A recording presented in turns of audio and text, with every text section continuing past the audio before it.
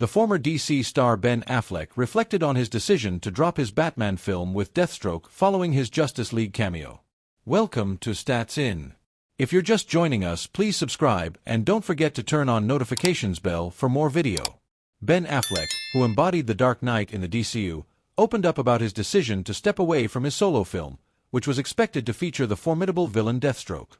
Fans were eagerly anticipating seeing Batman facing Deathstroke following his brief appearance in Justice League. While the film was eventually scrapped, before Affleck stepped down from the role, the actor did share what it could have been like along with the reasons for abandoning the story during his appearance at Zack Snyder's Full Circle event. While joining Zack Snyder's Full Circle event, Ben Affleck discussed his plans for the cancelled solo film along with the villains that he considered for the movie. "There were a number of them that I was kind of exploring," he said, explaining that he wanted to develop interesting, nuanced, and complex characters while focusing on a formidable villain. Talking about Deathstroke, he said that he wanted to make the villain as impressive as possible so that he could present a significant challenge to the protagonist.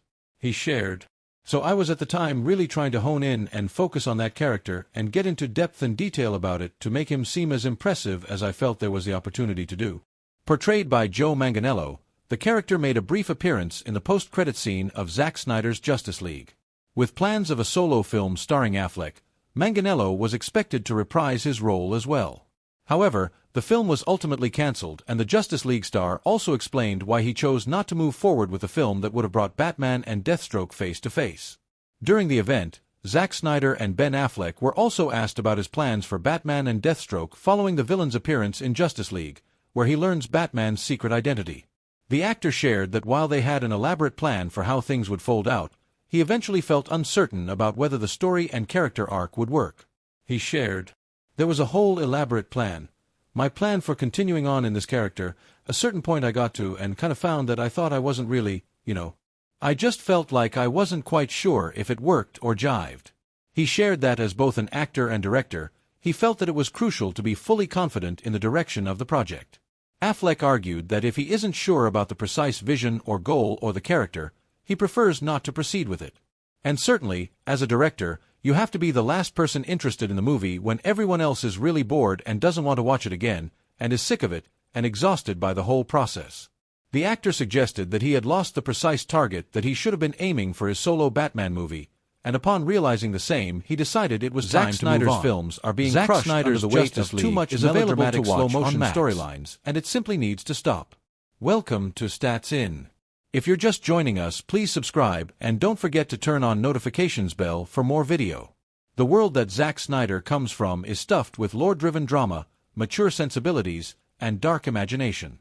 His work reflects those traits in abundance, despite there being enough opportunities to go so completely campy in his artistic style that it would threaten even David Cronenberg's reputation in the field. But Snyder doesn't take the bait. He would rather be the master of dramatic storytelling that presents itself as an epic Greek tragedy than serve up a generic film that gets lost among the stampede of 1,000 other films coming off of Hollywood's factory lineup.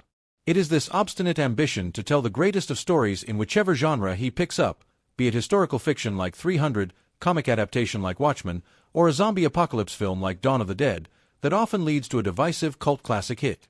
With grim, color-graded, dark vignettes marring every frame of heavy artillery dialogue, slow-motion action, and deep insightful monologues, Zack Snyder's films either hit the bullseye or his aesthetic vision completely turns off the viewers. In the recent past, Zack Snyder has been trampled, cursed out, exiled, and exorcised from the industry so completely that the fans who gathered in his support turned hostile in his defense. To back him didn't just mean supporting the director through his hardships, but also protecting his vision for DCU's future. The more that dream was shoved aside by Warner Brothers, the more ardent his fans would get in trying to get the project back on track until Justice League finally took a stand and came out successful in 2021. The shared shock and trauma from the 5-year-long incident evolved the director's image to a godlike figure to his community of undaunted, unbiased, and unwavering followers, a trait that has often earned them the nickname Snyder cultists by the opposition in online forums. But the aftermath of Rebel Moon saw even such loyal fans limiting their quota of praise reserved for the director. The Netflix film, which was supposed to be Zack Snyder's magnum opus, the masterpiece of the decade, a film unchecked by studio interference or censored by MPAA or slashed to reduce runtime, instead turned out to be a dud. Was this film then a one-off flop by Snyder who, for the record, has never failed to deliver cult classic hits, no matter how divisive? Or was Rebel Moon only the latest in a long line of films that showed off all the traits that combine to make a pure, unadulterated Zack Snyder classic? Zack Snyder's films have consistently delivered on a grand scale, no matter the genre or tone of storytelling. Be it comic adaptations, historical fiction, a zombie apocalypse film, or Star Wars-inspired jargon, each of Snyder's movies has been a fully formed visionary tale of epic character arcs filled with conflict, melodrama, and war. But while films like 300 inspire awe and terror over the nightmarish glimpse into Spartans and their logic-defying war against the Persians, the same defiant tone and ambition of underdogs waging war against an empire become grating to the nerves while watching Rebel Moon.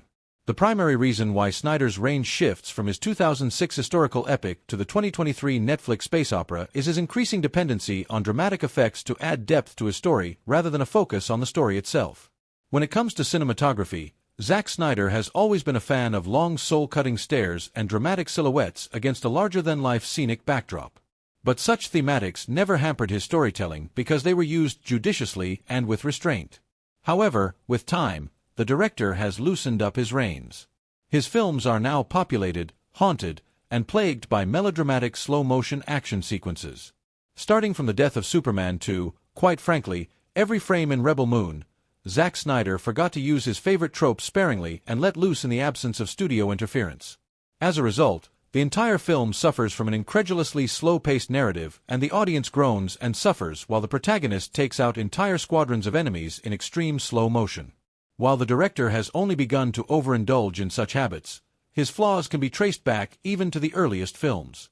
Melodrama and Zack Snyder have never been strangers in this lifetime, but it has remained an overbearing and constant presence casting a shadow over every one of his stories.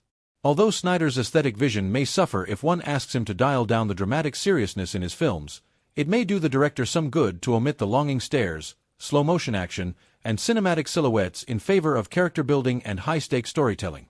Who knows? Maybe he could even narrate the entire story of Rebel Moon within one film if he could just pee. Who do you prefer as Batman? Ben Affleck or Christian Bale? The character of Batman from DC Comics is a superhero without any superpowers. Welcome to Stats In. If you're just joining us, please subscribe and don't forget to turn on notifications bell for more video. Still, this brooding brainiac ended up becoming a fan favorite from the very beginning. His extraordinary skills, even though he lacks any powers, and his very human nature, is something fans have always admired. Batman in the comics is a big bulky guy, and what he lacks in powers, he makes up for it with his combat skills, range of weaponry, and of course, his wit. Over the years, we have had many actors adapting the character for the silver screen. Most have been appreciated for their performance, while some have not. Christian Bale and Ben Affleck have had a bit of both,